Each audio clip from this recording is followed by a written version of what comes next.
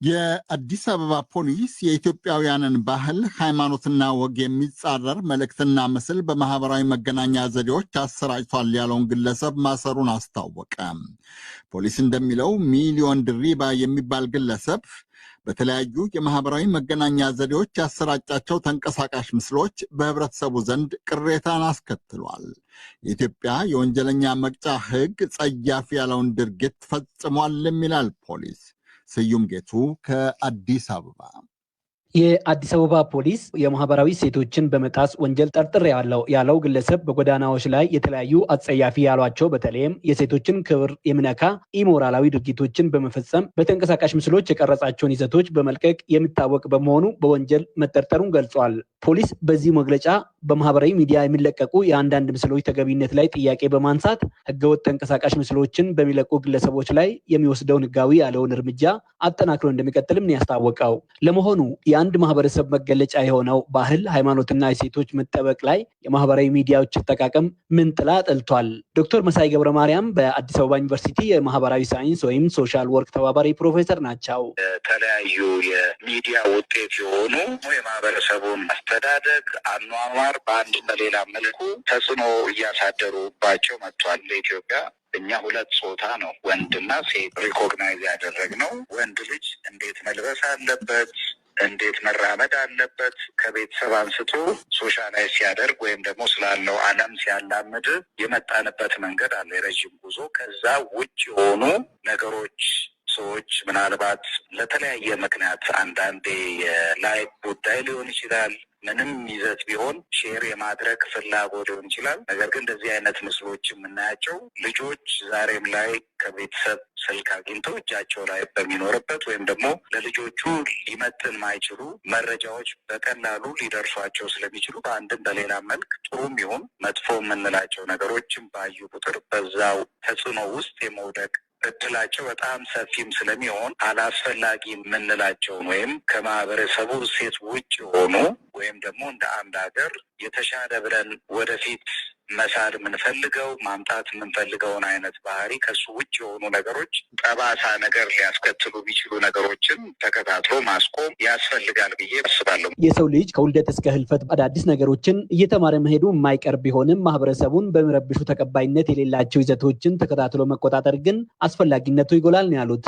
ሰዎች በኃላፊነት የሚጠቀሟቸው ሚዲያዎች ወይም ደግሞ ከዛ ውጭ በግለሰብ ደረጃ በቲክቶክ በተለያዩ ከዛ ጋር ተያይዘው የሚመጡትን አላስፈላጊ ወይም ደግሞ አሉታዊ ተጽዕኖ ከፍተኛ በሚሆንባቸው አይነት ሁኔታ ውስጥ በደንብ ሞኒተር እየተደረገ ክትትል አድርጎ አስፈላጊውን እርምጃ መውሰድ የሚያስፈልግ ይመስለኛል። ነገሩ ከህግ አኳያም ዝቃኝ ሀሳብን በነጻነት የመግለጽና ማህበራዊ ኃላፊነትን በሚዛን ላይ በማስቀመጥ መሆን እንደሚገባው የህግ ባለሙያዎች ይናገራሉ።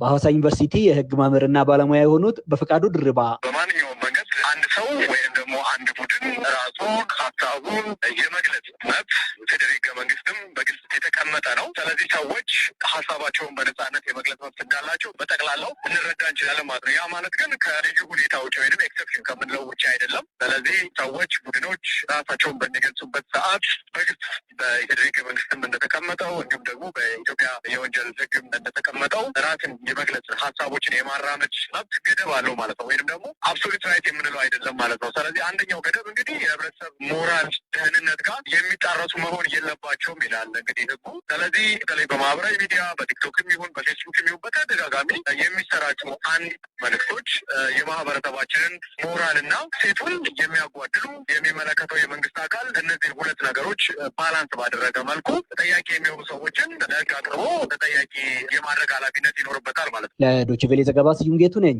ከአዲስ አበባ። የምትከታተሉት ከዶይቼ ቬለ የሚሰራጨውን የአማርኛ ዝግጅት ነው። ዜና መጽሔታችን ከመጨረሻው ርዕሱ ላይ ደርሷል። የሱዳን የእርስ በርስ ጦርነት አሁንም ለ3ኛ ዓመት እንደቀጠለ ነው። ጦርነቱ በብዙ ሺህ የሚቆጠር ህዝብ ፈጅቷል። ከ13 ሚሊዮን በላይ ህዝብ አንድም አሰድዷል አሊያም አፈናቅሏል። ሱዳን ውስጥ አስቸኳይ ሰብአዊ እርዳታ የሚፈልገው ህዝብ ቁጥር ከ20 ሚሊዮን በልጧል። ተፋላሚ ኃይላት ጦርነቱን በድርድር እንዲያቆሙ የተለያዩ ወገኖች ቢጠይቁም እስካሁን ግን ጥያቄ፣ ግፊትና ጫናው ተቀባይነት ያገኘ አይመስልም። በያዝነው ሳምንት ለንደን ውስጥ ተሰብስበው የነበሩ የተለያዩ ሀገራትና የእርዳታ ድርጅቶች ተጠሪዎች ግን ጦርነቱ እንዲቆም በድጋሚ ጠይቀዋል።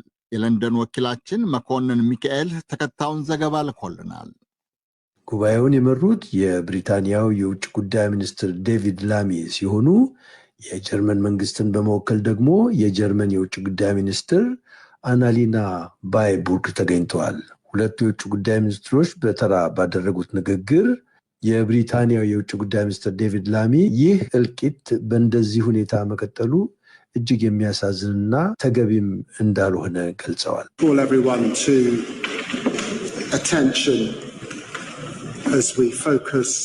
ሁላችሁንም በጉባኤው ተሳታፊነት መፍትሄ ለመሻት ለመጣችሁ በሙሉ ምስጋናዬን አቀርባለሁ። እንግዲህ 2 ዓመት ሙሉ ምንም መፍትሄ ያልተገኘለት ህዝብ የሚያጫርሰውን ብዙ ደም ያፋሰሰውንና ህፃናትን፣ እናቶችንና አቅመ ደካሞችን የገደለውን የእርስ በርስ ጦርነት በእንደዚህ አይነት ሁኔታ ተቀምጦ ማየት አግባብ አይደለም። አሁን መፍትሄ ለማግኘት እዚህ ተገናኝተናል። ሁላችንም በጋራ ማድረግ የሚገባንን ነገር አድርገን ይሄ ጦርነት በአፋጣኝ መቆም አለበት። በጉባኤው ኢትዮጵያን ጀምሮ የ17 አገር ተወካዮችና ከፍተኛ የመንግስት ኃላፊዎች የተገኙበት ሲሆን የጀርመን የውጭ ጉዳይ ሚኒስትር ሚስስ አናሊና ባይቡከርም ከዴቪድ ላሚ በመቀጠል ያላቸውን አስተያየት ሰጥተዋል። Thank you very much, dear Minister, dear David, for bringing us here together. This is very important in these days, ladies and gentlemen. My stomach hurts. I want to go home and play with my friends. የተከበሩ አቶ ዴቪድ፣ የተከበራችሁ ሚኒስትሮች፣ እዚህ ቦታ ላይ ስለተሰበሰብን አመሰግናለሁ። ዛሬ አንድ የምነግራቸው ታሪክ አለ። አንድ በህመም ሆስፒታል ሲሰቃይ የነበረ ልጅ በጦርነቱ ምክንያት ሙሉ ሕክምና ማድረግ ሳይችል ቀርቶ የሞተ ነው። ለእናቱ ምን አላት? ሆዴን አሞኛል እናቴ፣ ቶሎ ድኜ ውጭ ወጥቼ መጫወት እችላለሁ ወይ ከልጅ ጓደኞቼ ጋር ነው ያላት። ከጥቂት ደቂቃዎች በኋላ ግን ይሄ ልጅ ህይወቱ አልፏል። ይህ በአሁን ሰዓት በብዙ የሱዳን ቤተሰቦችና የሱዳን ልጆች፣ እናቶች፣ አቅመ ደካሞች ላይ እየደረሰ ያለ ችግር ነው። ለዚህ ችግር ተሯሩጠን መፍትሄ ማግኘት የሁላችንም ኃላፊነት ነው። ዴቪድ ላሚ አያይዘውም ስላለው ችግር ሲገልጹ But the biggest obstacle is not a lack of funding or texts at the United Nations. It's a lack of political. እዚህ ጋር ትልቁ እንቅፋት የእርዳታ ማነስ ወይም ደግሞ የረጂዎች አገር አለመሳተፍ አይደለም። ዋናው ትልቁ ችግር አሁን ትልቅ እንቅፋት የሆነብን የፖለቲካ ፈቃደኝነት ነው። መኮንን ሚካኤል ነኝ ለዶቼ ቬለ ለተቀናበረው ዘገባ ከለንደን። ዜና መጽሔቱ እስካሁን የተከታተላችሁትን ይመስል ነበረ። ወደ ሳምንት